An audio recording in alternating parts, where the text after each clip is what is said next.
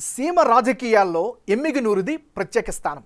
అటు కర్ణాటక ఇటు తెలంగాణ రాష్ట్రాలతో సరిహద్దు పంచుకుంటున్న నియోజకవర్గం. తుంగభద్ర ప్రవాహంతో పునీతమైన నేల అది. 1994 తర్వాత ఇక్కడ రెడ్డి సామాజిక వర్గానిదే పెత్తనం. గత ఎన్నికల్లో కర్నూలు పార్లమెంటు స్థానంతో పాటు లోక్సభ పరిధిలోని అన్ని అసెంబ్లీలను వైసీపీ క్లీన్ స్వీప్ చేసింది. మరోసారి సీన్ రిపీట్ చేయాలని ప్లాన్ చేస్తోంది. అయితే ఈసారి తగ్గేదేలే అంటోంది టీడీపీ జనసేన కూటమి.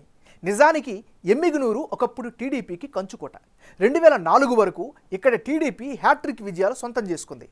చేనేత కర్ణి సామాజిక వర్గం ఓటర్లే ఇక్కడ విజయాన్ని డిసైడ్ చేస్తారు. దీంతో కర్ణి సామాజిక వర్గానికి చెందిన వారికి టికెట్ ఇస్తే విక్టరీ ఈజీ అవుతుంది అన్న ఆలోచనలో ఉంది వైసీపీ. గత ఎన్నికల్లో టీడీపీ తరఫున జయనాగేశ్వర్ రెడ్డి పోటీ చేశారు. అయితే వర్గ విభేదాలు సైకిల్ పార్టీకి ఇక్కడ ఇబ్బందిగా మారాయి. వచ్చే ఎన్నికల్లోనూ టీడీపీ తరఫున జయనాగేశ్వర్ రెడ్డి బరిలో దిగడం ఖాయంగా కనిపిస్తోంది. అయితే ఈసారి ఎవరు బరిలోకి దిగే అవకాశాలు ఉన్నాయి, వారి బలాబలాలేమిటి, ఎవరు బరిలోకి దిగితే ఏ పార్టీకి గెలుపు అవకాశాలున్నాయి అనే దానిపై big TV exclusive election survey చేసింది. ఆ వివరాలను చూసే ముందు 2019 ఎన్నికల ఫలితాలను ఒకసారి పరిశీలిద్దాం. 2019 ఎన్నికల్లో వైసీపీకి 53%, తెలుగుదేశం పార్టీకి 39%, ఇతరులకు 8% ఓట్లు దక్కాయి. 2019 ఎన్నికల్లో ఎమ్మిగనూరు నియోజకవర్గంలో వైసీపీ వేవ్ ఉండడంతో వారు వన్ సైడే అయ్యిందని చెప్పాలి. వైసీపీ అభ్యర్థి చెన్నకేశవరెడ్డి ఏకంగా 53% ఓటు షేరుతో ఘన విజయం సాధించారు. అంతకుముందు ఎన్నికల ఫలితాలను దృష్టిలో ఉంచుకొని ఈసారి ఆయన కొడుకును కాకుండా తండ్రినే బరిలోకి దింపి బంపర్ విక్టరీ సాధించింది వైసీపీ. చంద్రశేఖర్ రెడ్డి పాజిటివ్ ఇమేజ్కు తోడు వైసీపీ వేవ్ కనిపించింది. అంతేకాకుండా అంతకుముందు ఎమ్మెల్యేగా ఉన్న జయనాగేశ్వర్ రెడ్డిపై ఉన్న వ్యతిరేకత కూడా చెన్నకేశవర్ రెడ్డికి కలిసి వచ్చింది. అదే సమయంలో టీడీపీ అభ్యర్థిగా మరోసారి బరిలోకి దిగిన జయనాగేశ్వర్ రెడ్డికి 39% ఓటు షేర్ మాత్రమే దక్కింది. దీంతో 13% ఓట్ల తేడాతో చెన్నకేశవర్ రెడ్డి విజయం సాధించారు. అయితే ఈసారి ఎన్నికల్లో చాలా సమీకరణాలు మారాయి. అధికార వైసీపీలో టిక్కెట్ పంచాయతీ మొదలైంది. అంతర్గత కుమ్ములాటలకు తోడు ప్రజల్లో ప్రభుత్వంపై ఉన్న ఒపీనియన్ కూడా మారుతూ వస్తుంది అన్న ప్రచారం జరుగుతోంది. గ్రౌండ్ లెవెల్లో ఏం జరుగుతుంది అన్న దానిపై సమగ్రంగా నిర్వహించిన బిగ్ టీవీ ఎక్స్క్లూజివ్ సర్వే వివరాలను ఇప్పుడు చూద్దాం. ముందుగా మాచని వెంకటేష్ పరిస్థితి ఎలా ఉంది, ఆయన ప్లస్ పాయింట్స్ ఏంటి, మైనస్ పాయింట్స్ ఏంటో ఇప్పుడు పరిశీలిద్దాం. ముందుగా ఈయన బీసీ అభ్యర్థిగా బరిలోకి దిగుతున్నారు. ఈ బీసీ కార్డు ఖచ్చితంగా కలిసి వచ్చే అంశంగా కనిపిస్తోంది. ప్రస్తుత ఎమ్మెల్యే చెన్నకేశవరెడ్డి మద్దతు కూడా ఈయనకి అదనపు బలంగా చెప్పుకోవచ్చు. ఇది వెంకటేష్కి సంబంధించినటువంటి ప్లస్ పాయింట్స్. మరి మాచన వెంకటేష్కు మైనస్ అంశాలు ఏమిటి? ఎలాంటి రాజకీయ అనుభవం లేకపోవడం, అంటే పాలిటిక్స్లో ఇన్ఎక్స్పీరియన్సే ఈయనకి ప్రధానంగా మైనస్గా చెప్పుకోవచ్చు. మరోవైపు ప్రజల్లో ఎక్కువగా గుర్తింపు అయితే మాత్రం ఈయనకి కనిపించట్లేదు. మరోవైపు బుట్టా రేణుక వర్గం మద్దతు ఇవ్వకపోవడం కూడా ఈయనకి ప్రధానమైనటువంటి మరో మైనస్గా చెప్పుకోవచ్చు. ఇవి మాచని వెంకటేష్కు ఉండేటటువంటి ప్లస్లు మైనస్లు. ఇప్పుడు అదే పార్టీ నుంచి టికెట్ ఆశిస్తున్న మరో నేత బుట్టా రేణుక ప్లస్లేంటి, మైనస్ పాయింట్స్ ఏంటో ఇప్పుడు పరిశీలిద్దాం. బుట్టా రేణుకకు ఈసారి అనుకూలంగా ఉండే అంశాలు: గత ఎన్నికల్లో ఎంపీగా ఈ నియోజకవర్గం నుంచి గెలిచారు. సో అది ఖచ్చితంగా బలమైనటువంటి ఫ్యాక్టర్. మరోవైపు బీసీ క్యాండిడేట్గా ఆమె బరిలోకి నిల్చుంటున్నారు. సో ఆయా వర్గాల మద్దతు ఖచ్చితంగా దొరికే అవకాశాలు కనిపిస్తున్నాయి. ఇది ఆమెకు సంబంధించినటువంటి ప్లస్ పాయింట్స్. మరి బుట్టా రేణుకకుండే మైనస్ పాయింట్స్ ఏమిటి? నియోజకవర్గ నేతల్లో అంతర్గత విభేదాలు అయితే బలంగా కనిపిస్తున్నాయి. ఇది ఒక ప్రధాన మైనస్. ఇక చెన్నకేశవరెడ్డి మద్దతు ఇవ్వకపోవడం మరో బలమైనటువంటి మైనస్గా కనిపిస్తోంది. సొంత వర్గం లేకపోవడం కూడా మరో మైనస్. నియోజకవర్గంలో ఎక్కువగా పర్యటించకపోవడం, ప్రజలతో మమేకం అవ్వకపోవడం కూడా ఆమెకు మరో మైనస్గా చెప్పుకోవచ్చు. ఇవి వైసీపీ అభ్యర్థులకు సంబంధించినటువంటి ప్లస్లు, మైనస్ పాయింట్స్. ఇక టీడీపీ నుంచి టికెట్ వస్తుందని ఆశిస్తున్న జయనాగేశ్వర్ రెడ్డి పరిస్థితి ఎలా ఉందో ఇప్పుడు పరిశీలిద్దాం. జయనాగేశ్వర్ రెడ్డికి సంబంధించిన గ్రౌండ్ రియాలిటీ ఎలా ఉందో ఒకసారి పరిశీలిద్దాం. ముందుగా అంతకుముందు ఎమ్మెల్యేగా పనిచేయడం వల్ల ఈయనకి ఖచ్చితంగా పాజిటివ్ ఫ్యాక్టర్గా కనిపిస్తోంది.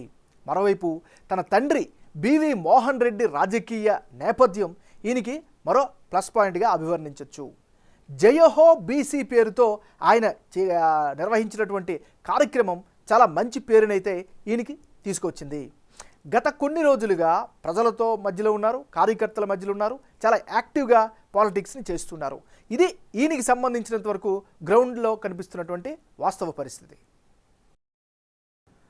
ఈ నియోజకవర్గంలో కులాల వారీగా ఈక్వేషన్స్ ఎలా ఉన్నాయి పరిశీలిస్తే, ఈ నియోజకవర్గంలో కర్ణి సామాజిక వర్గం 40% మంది ఉన్నారు.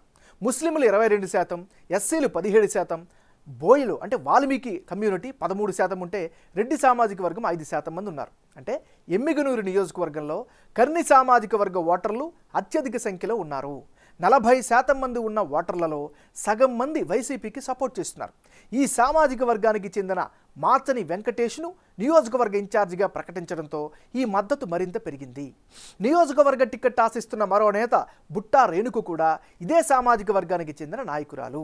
1990 తర్వాత ఓ బీసీ నేతకు టికెట్ కేటాయించడం ఇదే తొలిసారి. అందుకే చాలామంది అంటే 50% మంది వైసీపీకి మద్దతు పలుకుతున్నట్లు బిగ్ టీవీ సర్వేలో తేలింది. ఇక 45% మంది టీడీపీకి సపోర్ట్ చేస్తున్నారు. టీడీపీ హయాంలో లబ్ధి పొందిన వారితో పాటు తెలుగుదేశం పార్టీకి మామూలుగానే మద్దతిచ్చే సంప్రదాయ ఓటర్లు ఉన్నారు. ఇక మిగిలిన 5% మంది ఇతరులకు ఓటు వేస్తామని తెలిపారు. 22% మంది ఉన్న ముస్లింలలో అటు వైసీపీకి ఇటు టీడీపీ కూటమికి సమానంగా మద్దతు ప్రకటిస్తున్నారు. వైఎస్ఆర్ హయాంలో ఇచ్చిన 4% రిజర్వేషన్ వైసీపీకి అనుకూలంగా ఉంటే, టీడీపీ హయాంలో ప్రభుత్వ పథకాల ద్వారా లబ్ధి పొందిన వారు ఆ పార్టీకే మద్దతు పలుకుతున్నారు. 17% ఉన్న ఎస్సీ సామాజిక వర్గ ప్రజలు కూడా 50% మంది వైసీపీకే మద్దతు పలుకుతున్నారు.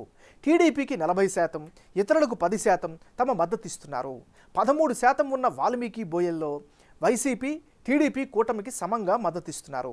ఈ సామాజిక వర్గ ప్రజలను ఎస్టీలో చేర్చేందుకు ఏపీ ప్రభుత్వం ఓ తీర్మానాన్ని రూపొందించడాన్ని స్వాగతిస్తున్నారు. అయితే కేవలం తీర్మానం పెట్టి చేతులు దులుపుకున్నారు అన్న భావనలో ఉన్న మరికొందరు ప్రజలు మాత్రం టీడీపీ కూటమికి సపోర్ట్ చేస్తున్నారు. ఇక 5% ఉన్న రెడ్డి సామాజిక వర్గ ప్రజల్లో వైసీపీకి 55% మద్దతు పలుకుతున్నారు. గడిచిన ఎన్నికల్లో సంఖ్యాపరంగా తక్కువగా ఉన్న పార్టీలు ఇదే సామాజిక వర్గ నేతలకు టిక్కెట్లు కేటాయిస్తూ వస్తున్నాయి. దీంతో ఇరు పార్టీలకు ఈ సామాజిక వర్గ ప్రజలు మద్దతు ఇస్తున్నారు. అయితే కాస్త ఎక్కువగా వైసీపీని ఆదరిస్తున్నారు అనే చెప్పాలి. అయితే బివి జయనాగేశ్వర్ రెడ్డికి కూడా 40% మంది మద్దతు పలుకుతున్నారు. రానున్న ఎన్నికల్లో ఎమ్మిగనూరు నియోజకవర్గంలో ఎవరెవరు పోటీలో ఉంటే ఫలితాలు ఏ విధంగా వచ్చే అవకాశం ఉందో ఇప్పుడు పరిశీలిద్దాం. మాచని వెంకటేష్ వర్సెస్ జయనాగేశ్వర్ రెడ్డి, వీళ్ళిద్దరి మధ్య పోటీ జరిగితే ఆ పక్షంలో వైసీపీకి 46%, తెలుగుదేశం పార్టీకి 44%, ఇతరులకు 10% ఓట్లు పోలయ్యే అవకాశాలు కనిపిస్తున్నాయి. అంటే ఇప్పటికిప్పుడు ఎన్నికలు జరిగి మాచని వెంకటేష్ జయనాగేశ్వర్ రెడ్డి తలపడితే కాస్త ఎడ్జ్తో గెలుపు అవకాశాలు వైసీపీకే ఉన్నట్లు బిగ్ టీవీ సర్వేలో తేలింది. మాచనికి 46% గెలుపు అవకాశాలు ఉన్నాయి. అదే సమయంలో బివి జయనాగేశ్వర్ రెడ్డికి 44% గెలుపు అవకాశాలు కనిపిస్తున్నాయి. ఇతరులకు 10% అవకాశాలు ఉన్నాయి. అయితే మరో సినేరియాలో బుట్టా రేణుక జయనాగేశ్వర్ రెడ్డి బరిలో దిగితే పరిస్థితి ఎవరి గెలుపు అవకాశాలు ఎలా ఉంటాయో ఇప్పుడు పరిశీలిద్దాం. అంటే బుట్టా రేణుక వర్సెస్ జయనాగేశ్వర్ రెడ్డి, వీళ్ళిద్దరి మధ్య కనుక పోరు జరిగితే అప్పుడు వైసీపీకి 47%, తెలుగుదేశం పార్టీకి 44%, ఇతరులకు 9% ఓట్లు పోలయ్యే ఛాన్సెస్ ఉన్నాయి. అంటే ఇప్పటికిప్పుడు ఎన్నికలు జరిగి బుట్టా రేణుక జయనాగేశ్వర్ రెడ్డి బరిలోకి దిగినా కూడా వైసీపీకే గెలుపు అవకాశాలు ఉన్నట్లు బిగ్ టీవీ ఎలక్షన్ సర్వేలో తేలింది. బుట్టా రేణుకకు 47%, జయనాగేశ్వర్ రెడ్డికి 44% గెలుపు అవకాశాలు ఉన్నట్లు తేలింది. ఇతరులకు 9% మాత్రమే అవకాశం ఉన్నట్లు సర్వే రిపోర్ట్ చెబుతోంది. నిజానికి గత 3 సార్లు జరిగిన ఎన్నికల్లో వైసీపీకి 40%కి పైగా ఓట్లు పోలయ్యాయి. దీనికి తోడు ఈసారి బీసీ అభ్యర్థిని బరిలోకి దింపడం, ప్రస్తుత ఎమ్మెల్యే చెన్నకేశవరెడ్డిపై ప్రజల్లో ఉన్న సానుకూలత, ఇవన్నీ కూడా వైసీపీకి కలిసి రానున్నట్లు సర్వే రిపోర్ట్ చెబుతోంది.